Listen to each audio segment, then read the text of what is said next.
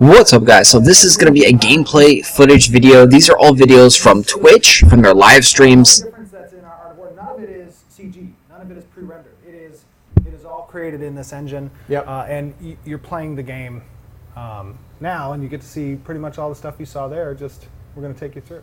This is an invisibility, an invisibility. And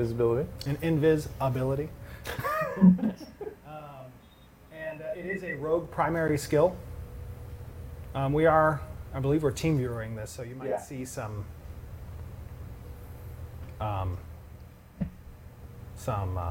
little bit of blur, Choppiness, motion yeah. blur and choppiness. No, it looks good, I think. It's looking good. So where are we right now? So right now, what do you mean, where are we? Oh, we're right in front of the temple is where we're at. Oh, okay, good. Oh, yeah, cool, okay. So we're in front of the temple. This was in the Art of War video where he went into this temple, and some of you were wondering what was that relic that Yeah, that relic retrieved? that looked like a rebellic or something. What? That was a protective relic that the city had that was preventing attack, basically. So once he grabbed that relic, he enabled the siege, and that's when the trebuchet started firing. Oh, very cool. I like it. So another important thing to note here is that you'll see these kiosks that kind of exist out in the metropolis. I know we talked a little bit about this last week with Fever. These kiosks are rentable, and it's the mechanic that players can set up shop for with their inventory that they want to sell things, if they're crafters or processors or gatherers, and they can rent that kiosk for a period of time. They can rent it for a day, they can rent it for the night, they can rent it for whatever period of time, and it allows them to just kind of show their goods. And you'll see there's some people there haggling with that marketplace. One day that will be real people. Oh, It'll be you, the players. one day soon. One day very soon. Another important thing to note about the metropolis is that you'll see buildings like that right there, where you're looking at now, Tristan, and those are like a mansion-style home. And the way that static homes within the node work, and you can just keep us kind of looking at that area. The way that the static homes within the node work is that if this node were to develop into a village stage and you were to purchase a small dwelling within the village, as that node progresses and you got in early, that static home is going to progress with the node. It will become that mansion here near the center of town. Right? So that's one of the biggest reasons to get into a node early and to kind of figure out where your home's going to be, because that's going to give you the opportunity to really own the coolest looking buildings. I think probably on the server. Yeah, I agree. You'll really get to feel like you're part of the city. Would be an apartment complex. So this would, if you can just keep us here, this would be like the players at, I believe it's at stage 4. It might be stage 5. I believe it's stage 4. The player government has the ability to begin construction on an apartment complex. And this apartment complex allows for instanced housing within the node. If players weren't able to participate in purchasing a static node or didn't have the ability to build a freehold for whatever reason, they can come here and they can rent these apartments, which would allow them to claim citizenship within the node. And obviously, the more apartments that become rented, the higher the price scales. There's a soft kind of, not necessarily limit, but just a greater expense that's necessary if there's already a lot of citizens within the node. And that kind of scarcity drives, competitiveness for real estate and, Right. It gives you a reason to go out and find that other node. Exactly. If that one comes too expensive. Yeah. But this is the marketplace. This is, I think, our artists knocked it out of the park with this particular area. Oh, the marketplace. Yeah.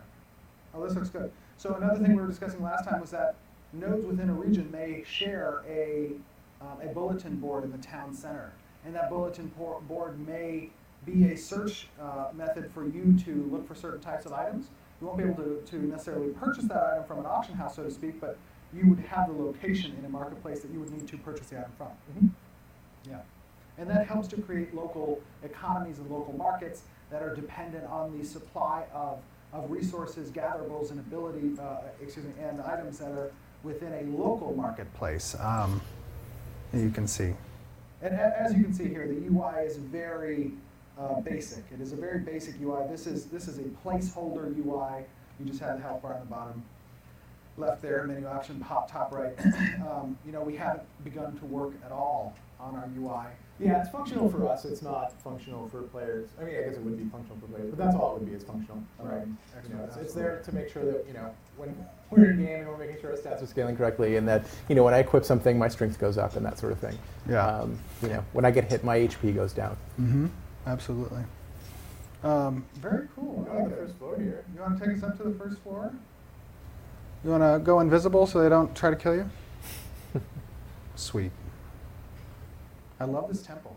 Oh, by the way, this area here was created by our artists John and Michael. Mm-hmm. They did this Metropolis.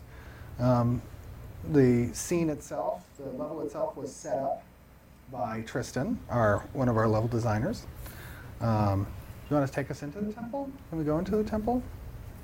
Take a look at what's in there. Front door? Where's the front door? Ask one of the guards where the front door is. It's a big, our Metropolis actually node footprint is, I believe, 0.25 kilometers in radius. Just about, I think. I think it's bigger than that. Isn't it? It's 0.5 diameter, I thought. 0.5 radius. Oh, wow. Really? Pretty sure. Oh, we got a delivery. FedEx is here. Hang on, you're going to hear some sounds. Doors open. Thank you. All right, I think this is where people saw the top, the relic was at the top of this building. So I think we're running out of time, so let's get some questions in after this. We're just getting the audio set up so that we can team view into Tristan's client for the game server. All right, so audio should be good. Are we good now with audio? Okay, audio check. Stream's good with audio? Yeah, Jennifer? Yeah. All right, cool. All right, so I'm sorry, let me start again. What we're showing here is our in-game environment right now. Tristan's on a rogue, I believe. Yes, he's on a rogue. He's on a rogue. He's going to be moving through our freehold system, basically. So our freehold system acts as a player housing that's on a plot.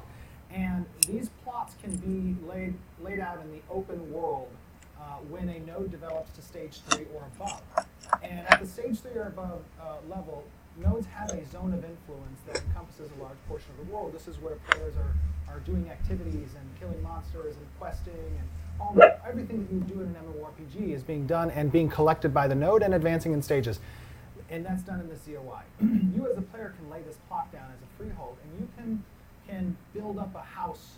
You can build up farms. You can build up industry and windmills, and you can create your professions. Oh, I think there's a baby deer pet in there. I think there's a little baby deer. There's a baby deer. Nice. I like I like the little baby deer.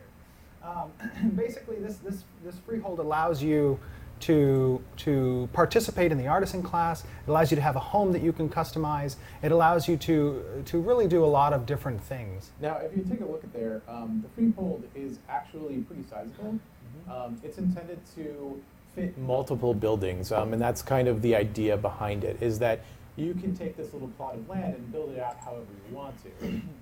You could make it farming based. You could make it ironworking based. You could be, just have an inn here with your little house and maybe a kitchen and some stables. You can do some cooking and you can feed people who visit your freehold with that food, and that food could give them a benefit in the area around them as they're XPing or doing quests and stuff. Right, and so the idea is basically to give you not just a house, right? The house has been done, a house is very nice, but we want to give you an actual space to build out more, and to give your space and identity in and of itself. And now he's going over to a different type of freehold. Oh, yeah. Well, same freehold, different types of buildings. Yes. Oh, okay. So again, there's a lot of different customization for the buildings that you can have, and those buildings have different applications, obviously, on your land. Tristan, where are you at? Take us over to that furnace. Yeah. Take us to the furnace. Are there any little deers here? No? Oh, that's sad. So So, you could be a smelter who processes ore that's gathered by a gatherer. And then you can sell that processed ore to an item creator in order to create some cool sword. But the freehold basically is a place where you get to identify as in your role in the game and a lot of that kind of.